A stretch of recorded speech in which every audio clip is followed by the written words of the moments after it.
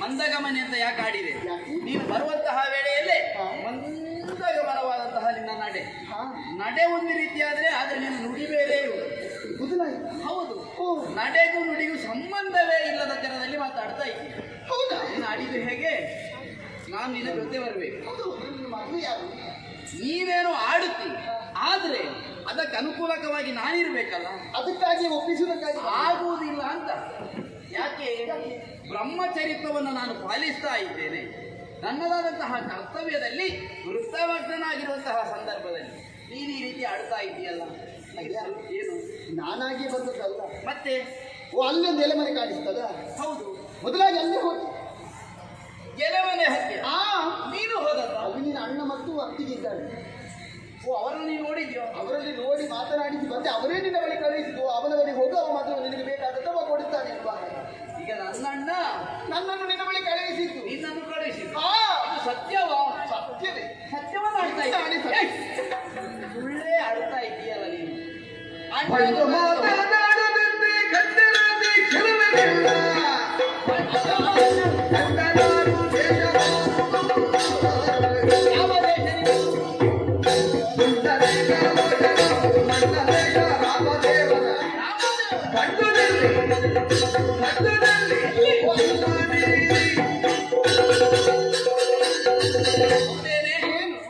ಅಲ್ಲಿಗೆ ಹೋಗಿದ್ದಿ ಅಂತ ಆಳ್ತಿ. ಎಲೆ ಮನೆಗೆ ಹೋದೆ. ಅಲ್ಲಿ ರಾಮ ಇದ್ದ. ರಾಮ ಇದ್ದಾನಂತ ನೀನು ಹೇಳು. ನೀನು ನೋಡಿದ್ದಿ? ನಾನು ನೋಡಿ ನೀನು ಮಾತಾಡಿ. ಹೌದು, ರಾಮನ ಆಣೆ.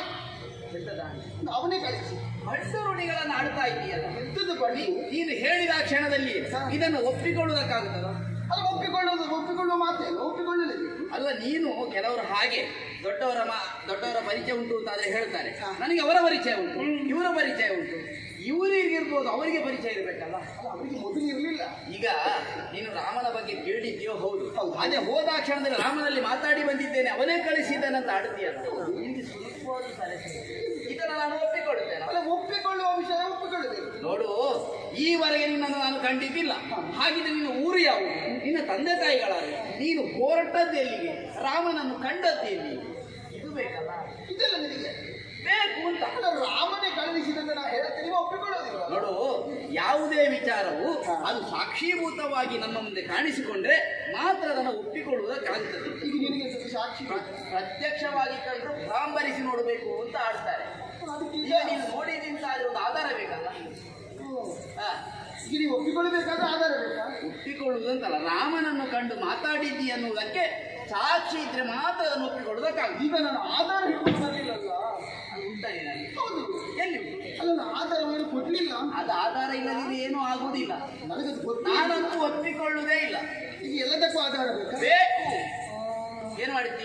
ಆಧಾರ ಹಿಡ್ಕೊಂಡು ಬಂದ್ರೆ ನೀವು ಒಪ್ಪಿಕೊಳ್ಳಿ. ಖಂಡಿತ ಒಪ್ಪಿಕೊಳ್ಳುತ್ತಲ್ಲ. ಅಣ್ಣನ ಬಳಿಗೆ ಹೋದಂತಹ ಸಾಕ್ಷೀಭೂತವಾಗಿ ನೀವು ಇಲ್ಲಿಗೆ ಬಂದ್ರೆ ನಾವು ಒಪ್ಪಿಕೊಳ್ತೀವಿ. ಇಲ್ಲಿಗೆ ಹೋಗಬಾರ್ದು, ಇಲ್ಲೇ ಇರ್ತೇನೆ. ಅಲ್ಲೇ ನಿಂತ್ಕೊಳ್ಬೇಕು. ಬೇಗ ಹೋಗಿ ಆಧಾರ ಹಿಡ್ಕೊಂಡು ಆಗಿದ್ದು ಹೋಗ.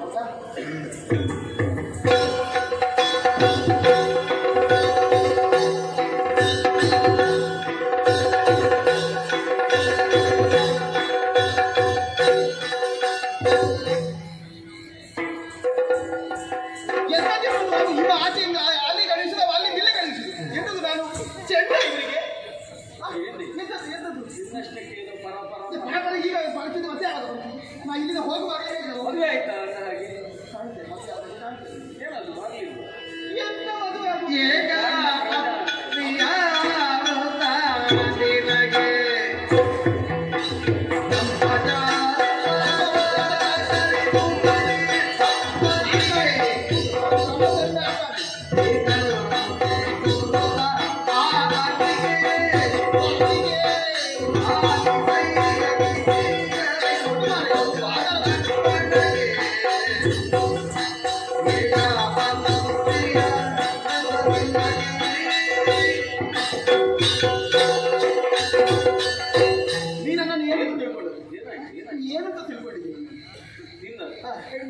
ನಿನ್ನದು ಏಕಪತ್ನಿಯಲ್ಲ. ನಿನ್ನ ತಮ್ಮನ ಬಳಿಗೆ ಹೋದ್ರೆ ಅವನಿಗಿಂತದ್ದು ಬ್ರಹ್ಮಚಾರಿ ನಾಲ್ಕಾಣೆ ಎಂಟಾಣೆ ಅವನ ಕರ್ಮ.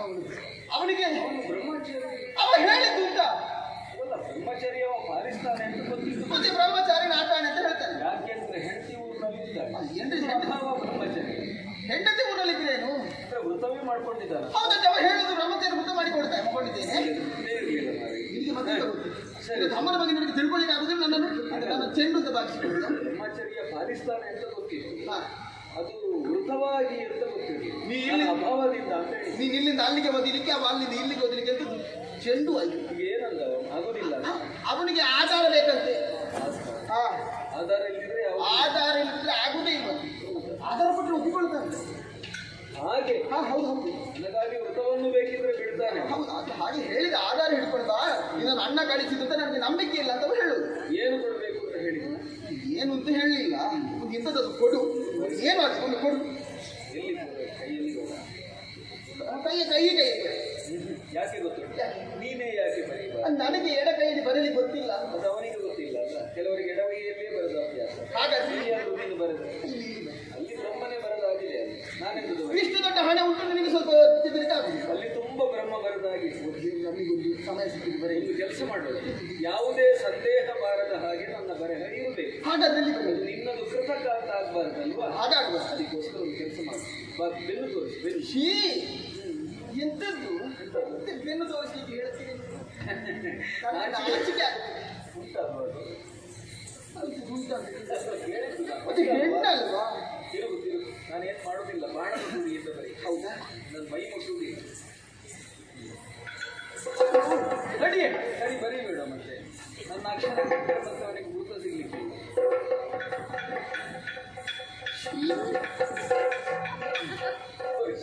ಆಯ್ತಾ?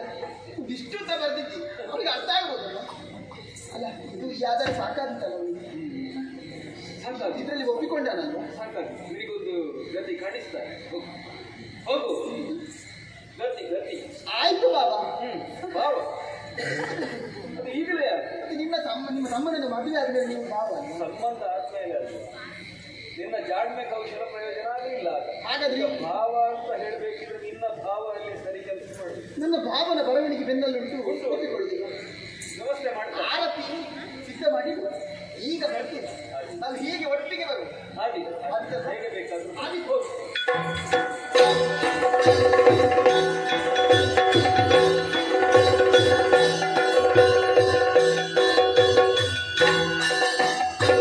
ಹೇಗೆ ಸಾಕ್ಷಿ ಬಂತ?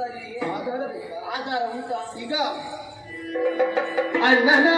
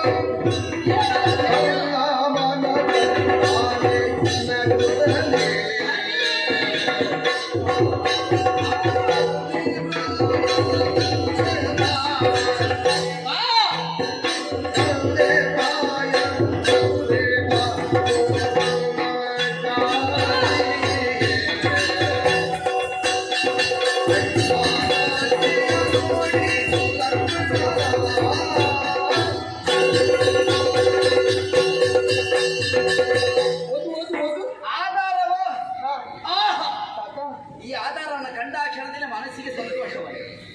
ಎಷ್ಟು ಚೆನ್ನಾಗಿ ಆಧಾರ ಉಂಟು. ಎಲ್ಲಿಗೆ ಬಾ, ಮದುವೆ ಹೀಗೆ ಬಾ. ಆಧಾರ ಸಾಕಲ್ಲ. ನಿನ್ನನ್ನು ಕಾಣುವಾಗ ಈಗ ನನಗೆ ಮನಸ್ಸಿಗೆ ಬೇಸರಾಯಿತು. ಹೌದು, ಅದಕ್ಕೆ ಎಷ್ಟು ಕಷ್ಟಪಟ್ಟೆ. ಒಂದು ಮದುವೆ ಆಗಬೇಕು ಅಂತಾದ್ರೆ ಇಲ್ಲಿಂದ ಅಲ್ಲಿಗೆ ಹೋದೆ, ಅಲ್ಲಿಂದ ಇಲ್ಲಿಗೆ ಬಂದೆ. ಆದ್ರೇನು ಮಾಡೋಣ? ಈಗ ಅದು ಒಪ್ಪಿಕು. ದುಃಖಿಸಬೇಡ, ದುಃಖಿಸಬೇಡ. ಅಣ್ಣ ಆಜ್ಞೆ ಕೊಟ್ಟಿದ್ದಾನೆ. ಹೌದು, ಮದುವೆ ಆಗ್ಬೇಕಲ್ಲ. ಬಾ ಬಾ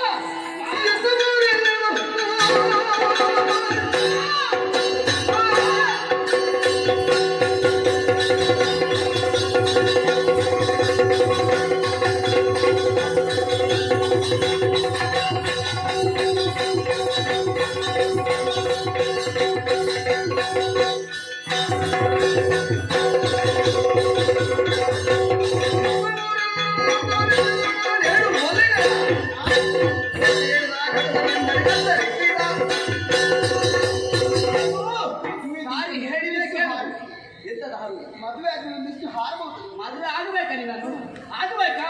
ಆಗಬೇಕಾ? ಹೀಗೆ ಬಾ, ಹೀಗೆ ಬಾ, ಹೀಗೆ ಬಾ.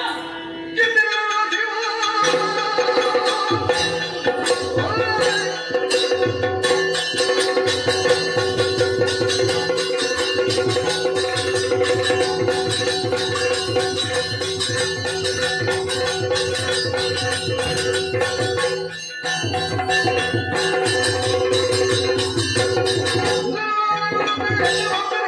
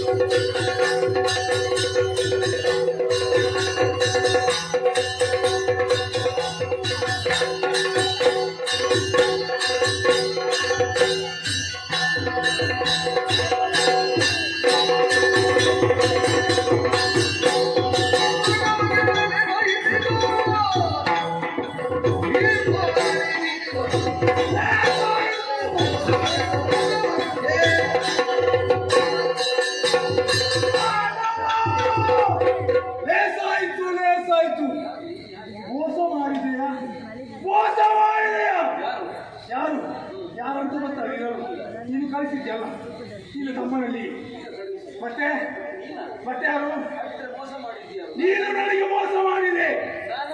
ನೀನು ನೀನು ಮೋಸ ಮಾಡಿದ್ದು ಚೆಲುವಿನ ಹೆಣ್ಣಾಗಿ ಹೌದಾ? ಈಗ ಯಾರಂತ ಗೊತ್ತಾಯ್ತಲ್ಲ, ನಿನಗೆ ನಾನು ಯಾರಂತ ಗೊತ್ತು ಮಾಡಿಸ್ಬೇಕಾ? ಯಾರು ಗೊತ್ತೇ?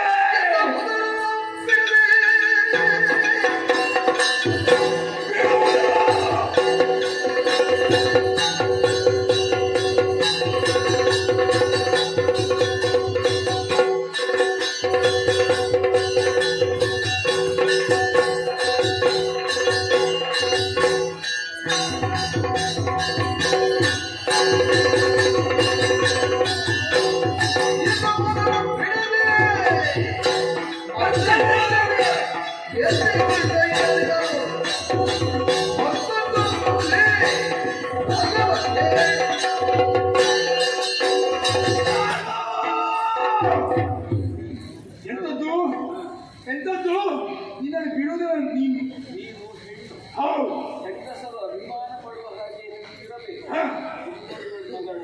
ನಗಳುಲ್ಲ ನಗೋ ಇವಳ ನಗುವನ್ನು ಇಲ್ಲಿ ಸಾಧಿದ್ರೆ ನಗುವ ಹಾಗೆ ಮಾಡಿಬಿಟ್ಟೇನೆ.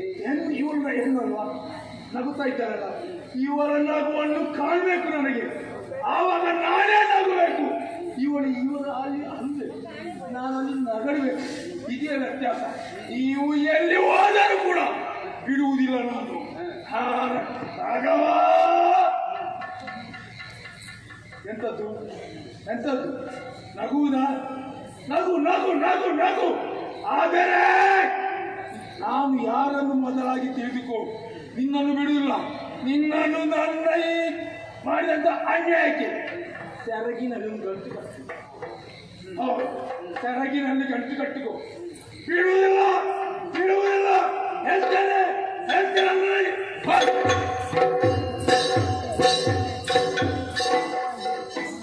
ಏನೋ ಬಡಬಡಿಸಿ ಹೌದು, ನೋವಿನಿಂದ ಚಟಪಡಿಸುವ ಈಕೆ ಇದಕ್ಕೆ ಹಲುಬುವುದು ಅಂತ ಹೇಳುವುದು ಸತ್ಯ ಪ್ರಭು. ಏನೋ ಮಾತುಗಳನ್ನು ಆಡಿಕೊಂಡು ಇರಲಿ, ಅವಳು ಮಾಡಿದಂತಹ ತಪ್ಪಿಗೆ ಸರಿಯಾದ ಶಿಕ್ಷೆಯನ್ನೇ ತಮ್ಮ ವಿಧಿಸಿದ್ದಾರೆ. ಉಪ್ಪು ತಿಂದವನು ನೀರು ಕುಡಿಯಲೇಬೇಕು ತಾನೆ.